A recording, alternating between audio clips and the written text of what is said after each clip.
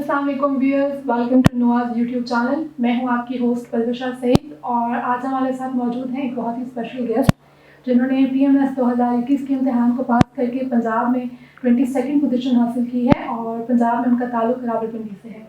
रुश्ता शराफत से आज बात करते हैं। अस्सलाम वालेकुम रुश्ता। वालेकुम अस्सलाम। रुश्ता, सबसे पहले आपको बहुत बहुत मुबारक हो अपनी इस अचीवमेंट के लिए। कैसे तासुरात हैं आपके? थैंक यू, अल्लाह का शुक्र है, माँ बाप की दुआएं हैं। आज मैं PMS पास किया है तो जाहिर सी बात है, एक खुशी का मोमेंट है। I am very excited. अच्छा रुश्ता, जब आपका रिजल्ट आया PMS का तो आप तो खुश थी, आपकी फैमिली का क्या रिएक्शन था? बहुत एक्साइटेड थे। मुझे नहीं पता था उस दिन रिज़ल्ट आ रहा है और मेरी सिस्टर ने हमें कॉल करके बताई कि रिज़ल्ट आ गया, तो बहुत खुश थे सब। मेरे अम्मी अबू बहुत ज़्यादा खुश थे, हम सब काफ़ी एक्साइटेड थे। अच्छा, तो मतलब नॉर्मली ये होता है ना कि हमारे इर्द गिर्द वाले या हमारे घर वाले हमने कभी मुकाबले का इम्तिहान दिया तो वो ज़्यादा इस चीज़ की खबर रखते हैं कि रिजल्ट आ रहा है और उनके लिए जाहिर है खुशी भी बहुत है, इतनी बड़ी अचीवमेंट है माशाल्लाह। अच्छा रुश्ता, आप हमारे देखने वालों को अपने फैमिली बैकग्राउंड के बारे में, अपने एजुकेशनल बैकग्राउंड के बारे में बताइए। मेरे जो फादर हैं वो गोल्ड स्मिथ हैं और जो मेरी अम्मी हैं वो हाउसवाइफ हैं और हम 4 बहन भाई हैं। हम 3 सिस्टर्स हैं और हमारा एक सबसे छोटा भाई है। और जो एजुकेशन है, मैंने जो इब्तदाई एजुकेशन थी रावलपिंडी से ही ली। गवर्नमेंट के स्कूल से मैंने मैट्रिक किया था और फिर उसके बाद जो मैंने ग्रेजुएशन की है कायद-ए-आज़म यूनिवर्सिटी इस्लामाबाद से की, BS फिज़िक्स। अच्छा, BS फिज़िक्स किया है आपने। तो आप 4 बहन भाई हैं आप? जी। तो आपका कौन सा नंबर है बहन भाइयों में? मैं सेकंड नंबर है आपका। तो आपके बहन भाइयों में और किसी को ख्याल नहीं आया कि मतलब CSS या PMS लेना है? आपको ही शौक था इसका? नहीं, मेरी सिस्टर ने, जो एल्डर सिस्टर हैं, उन्होंने PMS क्लियर किया 2019 में और वही मेरे लिए इंस्पिरेशन थी। उन्होंने ही मुझे मोटिवेट किया कि मैंने किया है तो तुम भी कर सकती हो, तुम्हें ज़रूर ये करना चाहिए। तो फिर मैंने भी CSS और PMS के लिए तैयारी की और मैंने फिर ये PMS 21 दिया था। अच्छा, मतलब आपकी इंस्पिरेशन और मोटिवेशन आपकी बड़ी सिस्टर थी जो पहले PMS दे चुकी हैं, ठीक है। अच्छा, BS फिज़िक्स किया आपने और फिज़िक्स क्योंकि एक साइंस का सब्जेक्ट है, डिफरेंट सब्जेक्ट है, तो जब आप कोई ऐसा सब्जेक्ट लेते हैं जिसमें आपकी डिग्री होती है तो नॉर्मली बहुत ज़्यादा रुझान आ गया है अब PMS और CSS की तरफ। पिछले कुछ सालों में बहुत ज़्यादा देखने को मिला है, पेरेंट्स हैं, स्टूडेंट्स हैं जो अपनी डिग्री के बाद PMS या CSS की तैयारी कर रहे हैं। आपकी नज़र इसकी क्या वजूहात हो सकती हैं कि इतना बड़ी तादाद में लोगों ने मुकाबले के इम्तिहान की तैयारी शुरू कर दी? एक अपीलिंग जॉब है, एक आप सिविल सर्वेंट बन रहे हैं यहाँ पे। मतलब पाकिस्तान में तो CSS या PMS ऐसे ही है कि आपको सब कहते हैं कि आपको ये करना चाहिए क्योंकि ये एक आपके लिए बहुत बड़ी बात होगी। अगर आपका CSS पास हो जाता है, PMS पास हो जाता है, आपका इतने लोगों से मुकाबला होता है और उसमें आप पास करते हैं तो आपके लिए अचीवमेंट है। एज अ अचीवमेंट, एक अचीवमेंट हासिल करने के लिए लोग बहुत शौक से CSS और PMS को मेरे ख्याल से ऑप्ट करते हैं। जी जी बिल्कुल। और अब आते हैं आपके रिटन एग्ज़ाम की तरफ, आपके PMS एग्ज़ाम की तरफ। तो आपके ऑप्शनल सब्जेक्ट फिज़िक्स, पंजाबी और पॉलिटिकल साइंस हैं और आपने तीनों सब्जेक्ट्स में बहुत अच्छा स्कोर किया है। तो पॉलिटिकल साइंस पे आते हैं। सबसे पहले आपने कौन सी बुक्स पढ़ी, कौन से रिसोर्सेज थे जहाँ से कंटेंट इकट्ठा किया? पॉलिटिकल साइंस के लिए तो हमारे एकेडमी में जो लेक्चर होते थे वही मुझे सबसे ज़्यादा अच्छे लगते थे कि सबसे ज़्यादा मुझे वो यूज़फुल लगते थे, उसमें मैंने किया। उसके अलावा मैंने फ़िलासफ़र्स के लिए एक बुक ली थी जो मैंने यूनिवर्सिटी की लाइब्रेरी से ली थी और उसके अलावा मैंने एक बुक ली थी जो कि रिकमेंडेड होती है CSS या PMS के लिए। उससे मैंने बहुत ज़्यादा नहीं किया, लेकिन कुछ ऐसे टॉपिक्स जो लेक्चर्स में टीचर नहीं करवाते तो उनके लिए उस बुक से मैंने हेल्प ली थी। तो अपना लेक्चर आप डेली प्रिपेयर करती थी या वीकली बेसिस पे गो थ्रू कर लेती थी जो पूरे वीक में पढ़ती थी आप? मैं डेली तो नहीं करती थी, लेकिन ऐसे कि थोड़े थोड़े टाइम के बाद रिपीट करना या फिर एक नया टॉपिक को निकाल के उसको प्रिपेयर करना, उस तरह से अपने सब्जेक्ट को तैयार करती थी। अच्छा, आपका पंजाबी में बहुत अच्छा स्कोर है और PMS में पंजाबी बहुत ज़्यादा स्टूडेंट्स जो हैं वो ऑप्ट करते हैं, तो पंजाबी में स्कोर भी अच्छा आता है। तो आपने अपनी पंजाबी के सब्जेक्ट को कैसे प्रिपेयर किया? कहते हैं कि शेर बहुत याद करने पड़ते हैं या उर्दू की तरह ही होती है पंजाबी की, उसकी राइटिंग आपकी जो है वो अच्छी होनी चाहिए। तो आप पंजाबी के लिए हमारे देखने वालों को क्या सजेस्ट करेंगे? पंजाबी के लिए एक बात ये वाकई सही है कि आपको शेर आने चाहिए। आपको जो सूफ़ी शायर हैं और जो जदीद शायर हैं वो सबके शेर भी आने चाहिए। और एक जैसे पीएमएस में एक ये डिफरेंट चीज़ होती है, जैसे सीएसएस में हमारे पास आते हैं एमसीक्यूज़, वहाँ पे हम एक गेस भी कर सकते हैं अगर हमें ना भी आता हो। पीएमएस में आते हैं 10 क्वेश्चन, शॉर्ट क्वेश्चन, तो आपको फिर थोड़ी सी डिटेल्स, डेट्स वगैरह या फिर जो शायर वगैरह हैं, राइटर्स हैं या कोई बुक किताबें हैं उनके राइटर्स वगैरह का पता होना चाहिए, ताकि उन क्वेश्चन में जब एक अच्छा स्कोर आ जाता है 20 मार्क्स का, तो फिर ऑटोमेटिकली एक एग्जामिनर पे भी अच्छा एक्सप्रेशन पड़ता है। और फिर जब आप आगे पेपर अटैम्प्ट करते हैं वो आपको उस वक्त ज़्यादा कॉन्फिडेंस से अटैम्प्ट करते हैं और आपके मार्क्स भी ज़्यादा अच्छे आ सकते हैं। फिजिक्स भी है आपकी, और फिजिक्स में आपने बीएससी फिजिक्स में किया हुआ है, तो आपका बैकग्राउंड का सब्जेक्ट था, तो फिजिक्स में आपने स्कोर भी 153 लिया, तो आपका बैकग्राउंड फिजिक्स में होने ने आपको कितना एज दिया इतना अच्छा स्कोर करने में? फ़िज़िक्स मेरा फेवरेट सब्जेक्ट था, और मुझे जैसे कि मैं जब सीएसएस पीएमएस के लिए मैंने सब्जेक्ट्स रखे तो मैंने कहा फ़िज़िक्स तो मैंने रखना ही है, क्योंकि अगर फ़िज़िक्स की डिग्री हम करते हैं तो अगर उसके बाद वो सब्जेक्ट्स हम ना रखें तो फिर उस सब्जेक्ट्स की डिग्री का हमें ज़्यादा फ़ायदा उसी वक्त हो सकता है जब हम उसको ऑप्ट करते हैं। 200 मार्क्स हैं और मेरे अच्छी तैयारी भी थी, जो यूनिवर्सिटी में हमने पढ़ा हुआ था, मुझे ज़्यादा बहुत टाइम भी नहीं लगाना पड़ा सीएसएस या पीएमएस के लिए, सिर्फ एक दफ़ा रिवीजन मुझे करनी थी और फिर वो मेरा पेपर हो गया था आराम से। मतलब आपका बैकग्राउंड क्योंकि उस सब्जेक्ट में था तो आपने बस उसको एक दफ़ा गो थ्रू किया, बाकी सिलेबस जो था वो सारा पीएमएस का भी वही था जो आप फिजिक्स अपना बैकग्राउंड के आई थी। अच्छा, उर्दू जो है और जीके, ये दो ऐसे सब्जेक्ट्स हैं जो डिफरेंट हैं सीएसएस से, और एस्पिरेंट्स को इन दो सब्जेक्ट्स में एफर्ट करनी पड़ती है। स्पेशली उर्दू में राइटिंग प्रैक्टिस नहीं होती उर्दू की, और राइटिंग इतनी अच्छी नहीं होती। बाकी सारे सब्जेक्ट्स होते हैं इंग्लिश में, तो उसमें ज़रा एक आपका हाथ बैठा होता है इंग्लिश में लिखने का, लेकिन उर्दू में लिखने की इतनी आदत नहीं होती। लेकिन आपने उर्दू में भी माशाल्लाह से 72 स्कोर लिया है, तो आपने अपनी उर्दू की तैयारी कैसे की है? उर्दू मुझे वैसे पसंद है, एज अ सब्जेक्ट भी पसंद है, और दूसरा ये कि एक बुक मैंने रिकमेंडेड जो सीएसएस पीएमएस की होती है वो लेके रखी थी, और उससे मैंने एक दफ़ा गो थ्रू किया जो शेरों की तशरीह के लिए भी कि किस तरह मुझे अटैम्प्ट करनी चाहिए। एसेज लिखने के लिए, ऐसे में अब उर्दू में भी ऐसे लिखना था तो उसके लिए भी मैंने एक आउटलाइन बनाई कि आउटलाइन बनाने का एक अच्छा इम्पैक्ट बनता है। वहाँ पर नेसेसरी नहीं है, ये मैंशन नहीं है कि आपने बनानी है, लेकिन अब अगर बनाएंगे तो ज़्यादा अच्छा है। इसके अलावा वहाँ पे जो मुहावरे आते हैं या जो गलत जुमलों की तस्हीह का क्वेश्चन आता है वो अगर सही हो जाए तो वो भी 20-30 मार्क्स वहाँ से आपको सॉलिड मिल जाते हैं। तो इस तरह से मुझे लगता है कि उर्दू में ज़्यादा अच्छे मार्क्स आ सकते हैं, और जो राइटिंग स्पीड है वो हमारी उर्दू की अच्छी होनी चाहिए, क्योंकि आमतौर पे उर्दू की स्पीड वाकई स्लो होती है। अगर वो हमारी अच्छी स्पीड होगी और हमारा टाइम से पेपर ख़त्म हो जाएगा तो फिर डेफिनेटली अच्छे मार्क्स आ सकते हैं। और रुश्ता, जीके में जीके भी क्योंकि उसमें नेगेटिव मार्किंग भी होती है, तो आपने एमसीक्यूज़ कैसे प्रिपेयर किए और कैसे तैयारी की अपने जीके की? एमसीक्यूज़ मैंने पास्ट पेपर से भी किए थे, कुछ इंटरनेट से वेबसाइट्स पे जैसे अवेलेबल होते हैं हमें एमसीक्यूज़ की प्रिपरेशन के लिए। उसके अलावा बुक्स भी मैंने ख़रीदी थी जो जिनसे मैं एमसीक्यूज़ की प्रिपरेशन कर सकूं। और नेगेटिव मार्किंग है तो इसलिए मैंने फिर ज़्यादा गेस लगाने की कोशिश वहाँ पे नहीं की। मैंने पूरा 100 क्वेश्चन सॉल्व नहीं किए थे, वहाँ पे मैंने एक खास नंबर तक किए जहाँ तक मुझे पता था कि यहाँ पे करने पे मैं पास हो जाऊँगी और मुझे वो और गेस नहीं करने चाहिए। ठीक है।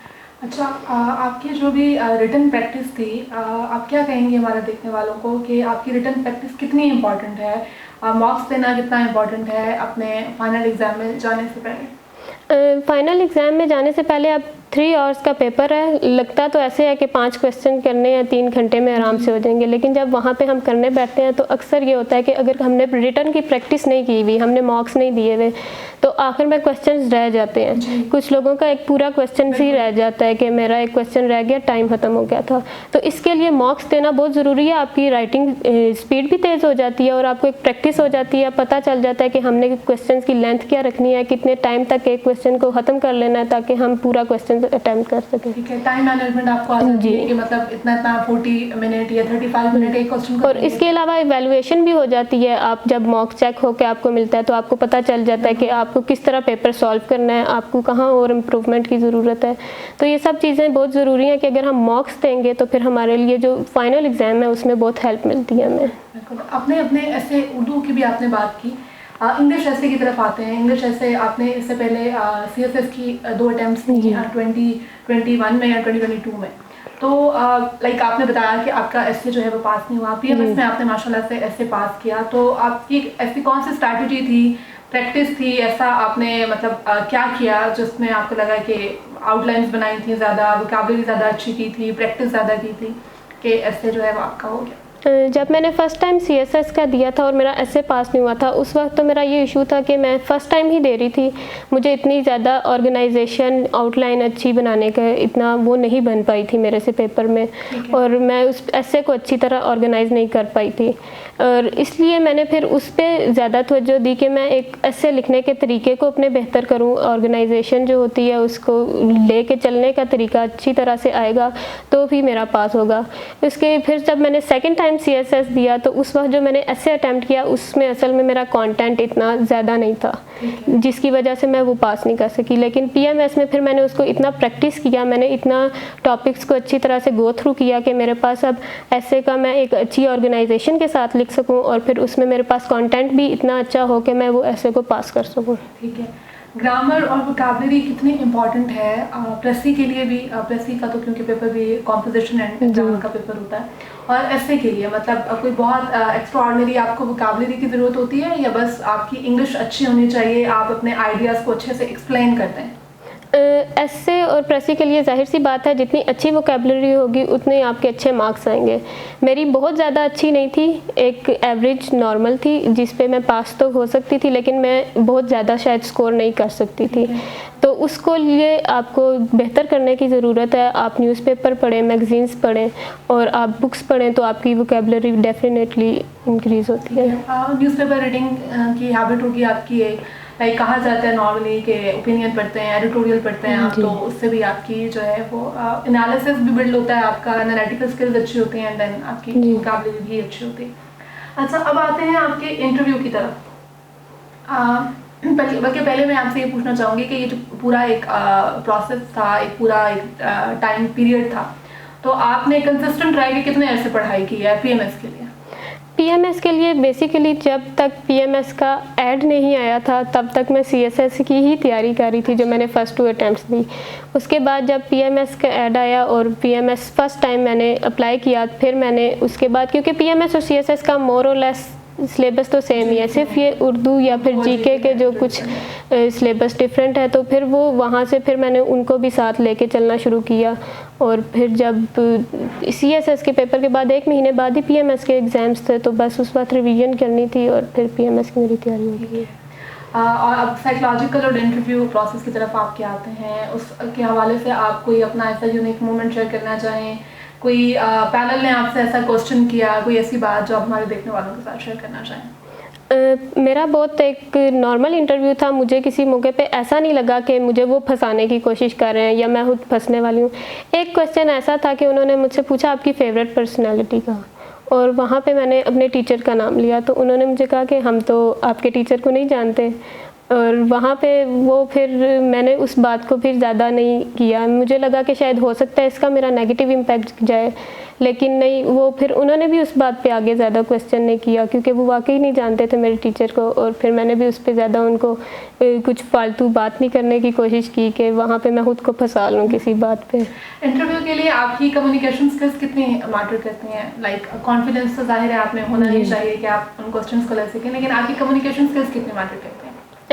कम्युनिकेशन स्किल्स तो इंटरव्यू के लिए बहुत ज़रूरी हैं। आप फेस टू फेस उनसे बात कर रहे हैं, आपको उनसे साथ कॉन्फिडेंस से आंख में आंख डाल के बात करनी आनी चाहिए कि आप कॉन्फिडेंस में हैं, आप कहीं इधर उधर नहीं देख रहे, आप कहीं रुक नहीं रहे, आप कहीं फंबल नहीं कर रहे। जितना आप अच्छे से उनसे बात करेंगे, क्योंकि उनका जो हमारे लिए है वो first impression is last impression वाली है। उन्होंने हमसे एक ही दफ़ा मिलना है, वो हमसे बार बार नहीं मिलेंगे।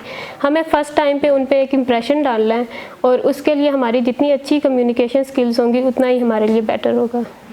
तो इंटरव्यू में आपको क्या लगा था जब आप इंटरव्यू दे के बाहर आ रही थी? तो आप इतनी कॉन्फिडेंट थी कि मतलब मेरा जो है एलोकेशन मेरी हो जाएगी, या कहीं ना कहीं अंदर आपके डाउट था कि पता नहीं होगा कि नहीं होगा? इंटरव्यू तो मेरा अच्छा हुआ था और मुझे उम्मीद थी काफ़ी, लेकिन जब 500 लोगों में से सिर्फ 40 लोगों की एलोकेशन हो तो फिर जाहिर सी बात है आपको थोड़ा सा ये भी होता है कि मैं किस नंबर पे आऊँगी इस इंटरव्यू में।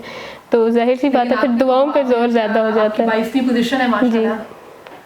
तो रुश्ता, जो भी एक इंटरव्यू का प्रोसेस है, जो भी एक आपका ये रिटन एग्ज़ाम है, उससे पहले आपने 2 CSS के अटैम्प्ट्स भी दी। एक बड़ा लंबा सफ़र है ये, एक बड़ा लंबा प्रोसेस है और इसमें ये थका देता है। बहुत सारे ऐसे एस्पिरेंट्स होते हैं जो गिव अप कर जाते हैं या बहुत स्ट्रेस में चले जाते हैं। तो आपने अपनी एंजाइटी को, अपने स्ट्रेस को कैसे मैनेज किया और अपने गोल के साथ आप इतनी कंसिस्टेंट कैसे रहीं कि नहीं मुझे ये करना है? इसके लिए मेरी फैमिली का भी बहुत रोल है कि मेरी फैमिली ने मुझे गिव अप करने भी नहीं दिया। कि ज़ाहिर सी बात है, जब फर्स्ट टाइम मेरा CSS का रिज़ल्ट आया और मैं उसमें पास नहीं थी, तो वो एक मुझे थोड़ा सा मैं परेशान हो गई कि मेरा काफ़ी टाइम वेस्ट हो रहा है इस पे। अब मैं और कुछ काम नहीं कर रही, ना मैं आगे किसी और फील्ड में जाके पढ़ाई कर रही हूँ। तो मुझे फैमिली ने कहा, नहीं तुम कर सकती हो, तुमने आगे यूनिवर्सिटी बहुत अच्छे मार्क्स से पास किया, हमेशा से तुम टॉपर रही हो, तुम कर लोगी, तुम तैयारी करो। और मेरी फैमिली मेरे साथ थी, सब ने मुझे सपोर्ट किया। तो इसकी वजह से मैं खुद भी गिव अप नहीं फिर मैंने किया, और जब मैं डिटर्मिन रही तो फिर मैंने आगे PMS पास किया। मतलब ऐसा है कि अगर आपके इर्द गिर्द लोग सपोर्टिव होते हैं तो ये उनका होना भी बहुत मैटर करता है आपके इस पूरी सक्सेस में।